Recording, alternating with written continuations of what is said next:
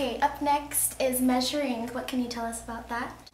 Okay, measuring is an important step in the marketing process that essentially deals with finding out whether or not what you're doing is working.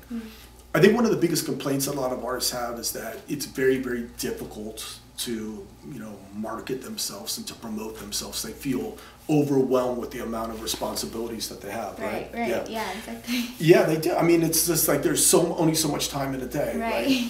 And what I found out is what a lot of people are doing is doing the same things over again, but just hoping for different results. And of course, that is the definition of insanity, essentially, right?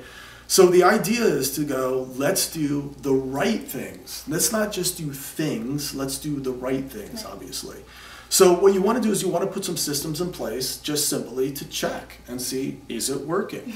So let's just say, for example, you and I were playing in a band together, right? And we played a show, and maybe we did an advertisement maybe in our local music magazine. We just thought it might be cool to run an ad there. We did some Facebook ads, or or let's just say, for example, we handed out postcards around our school, that type of thing. And we had a relatively successful night, right? We might just sort of to imply things. We might say, well, everything we did worked. So the next time we play again, we might just do those same things. Right.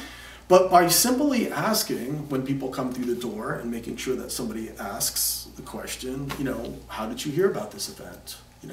We might come to find out that no one heard about it through our Facebook ads. So there's no point in doing it, right? Exactly. And rather than dishing out our hard-earned money that we could spend on top ramen instead, right? Why are we throwing, as they say, why are we throwing good money after bad? So, it's essentially just a simple process of creating tools. Now, fortunately, in this day and age, we have we have a lot of tools that are available on social networks. You could find out from what region of the country people are watching you or how often they're watching you. So I recommend to just really simply to kind of wrap this up is for a lot of people to use the analytics on their social networks and just start paying attention to those types of things and asking people questions like, how did you hear about us? And it could be as simple as that, counting your sales after every show. Why did we do X amount of dollars on this night, but on the next night we didn't? What happened there? What might be some of the reasons why there was a big jump? We did so much in sales here, and the next night we did this. Why? What happened? So it's paying attention. Essentially. So going back and kind of working it out with whoever you're working with, or if it's just yourself, and figuring out what works and what doesn't work, and eliminating what doesn't work. And keeping up what works, right? There you go. Makes sense. I think that's the idea behind it. Okay.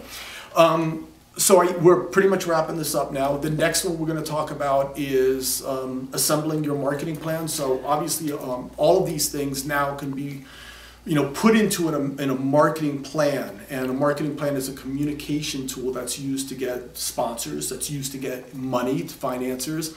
And it's also used to communicate among the partners or the people that are involved in your project. So there's a couple of little basic things that we'll talk about in terms of putting your plan together. So definitely hang out, and we'll see you guys next. Thanks. Cool.